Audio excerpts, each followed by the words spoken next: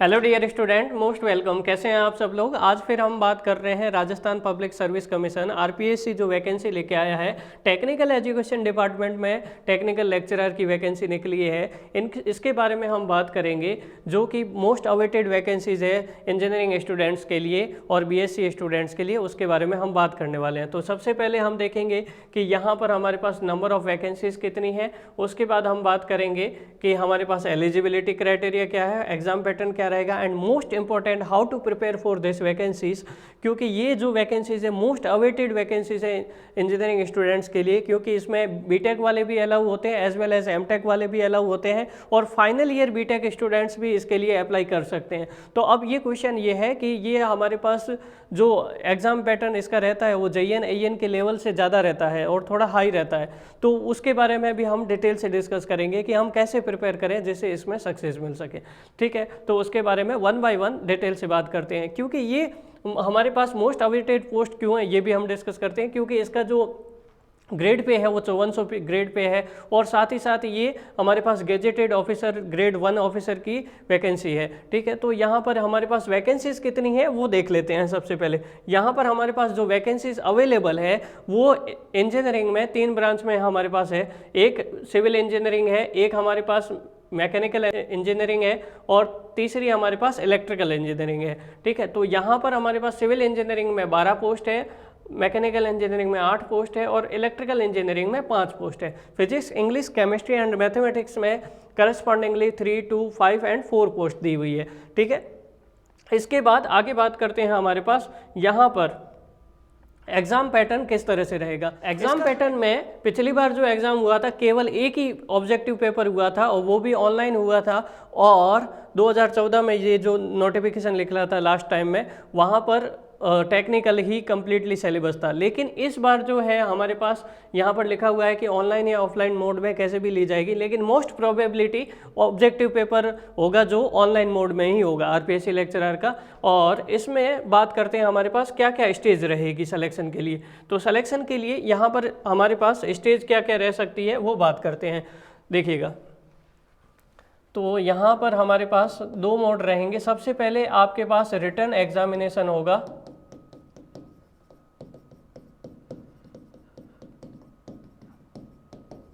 और उसके बाद आपके पास इंटरव्यू होगा।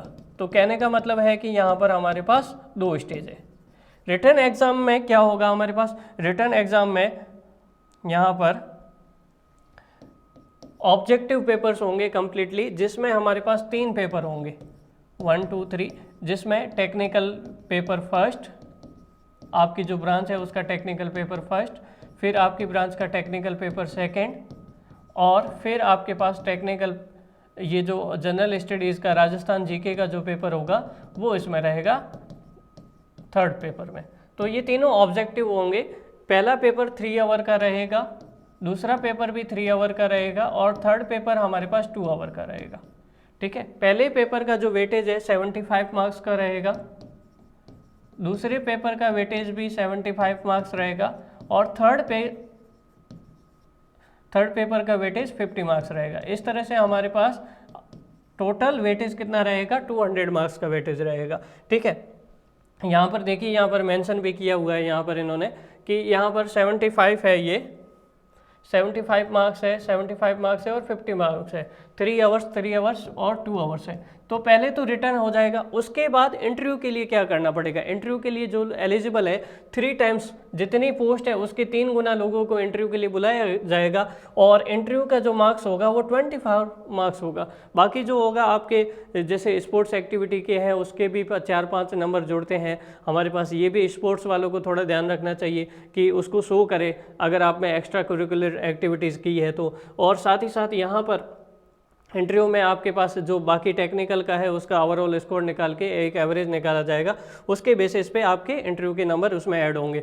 तो यहाँ पर 2 स्टेज होगी, written examination and interview stage. ठीक है, तो यहाँ पर इंटरव्यू का जो वेटेज रहेगा वो हमारे पास कितना रहेगा, 24 मार्क्स का रहेगा। बाकी इसका परसेंटेज निकाल के इसमें ऐड कर दिया जाएगा। तो उसी की बेसिस पे हमारे पास यहाँ पर सिलेक्शन होगा। तो अब क्वेश्चन ये है कि हमारे पास यहाँ पर पेपर का पैटर्न किस तरह से रह सकता है, उसके बारे में बात करेंगे। तो पेपर का जो पैटर्न है वो इस तरह से रह सकता है कि सक्सेस मिले जिसके लिए। तो यहाँ पर आप ध्यान दीजिए, आरपीएससी हमेशा यूपीएससी के लेवल के क्वेश्चंस को सेलेक्ट करता है, और यूपीएससी में टेक्निकल में ये देखो, अगर आपको ध्यान से समझ में आ रहा होगा कि जो आईएएस का पुराना सिलेबस था उसके करस्पॉन्डिंग ही इन्होंने डिज़ाइन किया है कुछ। यहाँ पर टेक्निकल पेपर फर्स्ट 6 सब्जेक्ट इसमें डाल देंगे, लगभग 12 या 14 सब्जेक्ट होते हैं, 6 सब्जेक्ट इसमें डाल देंगे टेक्निकल पेपर सेकंड में, और जनरल स्टडीज़ में राजस्थान का जीके एंड करंट अफेयर हमारे पास पूछा जाता है। तो ये पोर्शन रहेगा। अभी सिलेबस नहीं आया लेकिन ये जो आईएएस के पैटर्न के बेसिस पे ही रहेगा। तो यहाँ पर आपको ध्यान दीजिएगा कि 6 सब्जेक्ट यहाँ पर रहेंगे, टेक्निकल के 6 सब्जेक्ट यहाँ पर रहेंगे। टेक्निकल का जितना सिलेबस है उसको हाफ हाफ डिवाइड कर देंगे, और जनरल स्टडी में राजस्थान जीके रहेगा। ठीक है, तो यहाँ पर आपको प्रिपरेशन किस लेवल तक करना है, तो यहाँ पर आपको पहले बता दें कि जो जेई और एई का लेवल का पेपर होता है उससे ये हाई लेवल का पेपर रहेगा। ठीक है, आरपीएससी जो पेपर कंडक्ट करवाती है इसमें ये बहुत अच्छे लेवल का पेपर रहता है, और ये जो पेपर का लेवल रहेगा आईएएस प्रीलिम्स के लेवल का रहेगा। तो आपको क्या करना है, किस लेवल तक प्रिपरेशन करना है, आईएएस प्रीलिम्स के लेवल तक प्रिपरेशन करनी है। इस लेवल के लिए आपको थोड़ा सा स्टैंडर्ड बुक्स को भी रेफ़र करना पड़ेगा। आईएएस के प्रीलिम्स जितने भी है 15 से 20 साल उनको सॉल्व करना पड़ेगा, और डिटेल से आपको इन डेप्थ आपको नॉलेज होना चाहिए आपकी इंजीनियरिंग ब्रांच का। इलेक्ट्रिकल इंजीनियरिंग है तो इलेक्ट्रिकल इंजीनियरिंग का इन डेप्थ नॉलेज होना चाहिए, मैकेनिकल है तो मैकेनिकल का इन डेप्थ नॉलेज होना चाहिए, सिविल है तो सिविल के बारे में। इसके साथ ही साथ आपको ध्यान देना है कि यहाँ पर आप ज़्यादा से ज़्यादा आरपीएससी के जो प्रीवियस ईयर के क्वेश्चंस हैं उनको भी सॉल्व करके जाए, टेक्निकल जितने भी आए हुए हैं उसको सॉल्व करिए, साथ ही साथ आईएएस के सारे ऑब्जेक्टिव क्वेश्चंस आपको लगाने। अब बात ये है कि डिटेल आपको इतना डिटेल लेवल पे, जैसे जेई के जो कोर्स होते हैं वो एक नॉर्मल लेवल होता है, लेकिन इतना डिटेल लेवल पे आप कैसे स्टडी करें, तो उसके लिए हम आपको हेल्प कर सकते हैं। आप क्या करिएगा, यहाँ पर आप गूगल प्ले स्टोर पे जाके इंजीनियर्स वेव इंस्टीट्यूट की एक ऐप है उसको डाउनलोड कर लीजिएगा। वहाँ पर स्टोर ऑप्शन में जाके आपको कई ऑप्शन देखने को मिलेंगे, स्टोर ऑप्शन में जाके आप इस कोर्स को सेलेक्ट कर सकते हो और प्रिपरेशन स्टार्ट कर सकते हो। तो वहाँ पर इन डेप्थ लेवल पे बहुत ज़्यादा डिटेल से आपको एक्सप्लेन किया गया इंजीनियरिंग में। अगर मान लीजिए इस कोर्स को आप कर लेते हैं तो आपके जेईई तो आपको आराम से निकल ही जाएंगे, क्योंकि इन डेप्थ लेवल पे बहुत ज़्यादा डिटेल से बताया गया है इंजीनियरिंग के बारे में। कोई सा भी एग्जाम आप फाइट कर सको उस लेवल तक एक्सप्लेन किया गया है। तो या फिर आप इस ऐप को डाउनलोड करने के लिए जो इस वीडियो का डिस्क्रिप्शन है उसके लिंक पे जाके आप क्लिक कर दोगे तो ऐप डाउनलोड हो जाएगा, और उसमें रजिस्टर करके स्टोर में जाके कोर्स को परचेज कर सकते हो। सो आपके आरएससीबी की भी वैकेंसी आने वाली है, तो साथ ही साथ दोनों प्रिपेयर करना स्टार्ट कर दीजिए। अगर आरपीएससी का कोर्स सेलेक्ट करके आप प्रिपरेशन स्टार्ट करते हैं तो आरएससीबी का तो प्रिपरेशन हो ही जाएगा। तो आपके पास एक पंथ दो काज वाली बात हो जाएगी। तो अभी से लग जाइएगा, और कोई भी डाउट हो, इंक्वायरी हो तो आप पूछ सकते हैं, जिसमें हम डिटेल से और जितना होगा हमारी तरफ से हेल्प करेंगे। Thank you so much.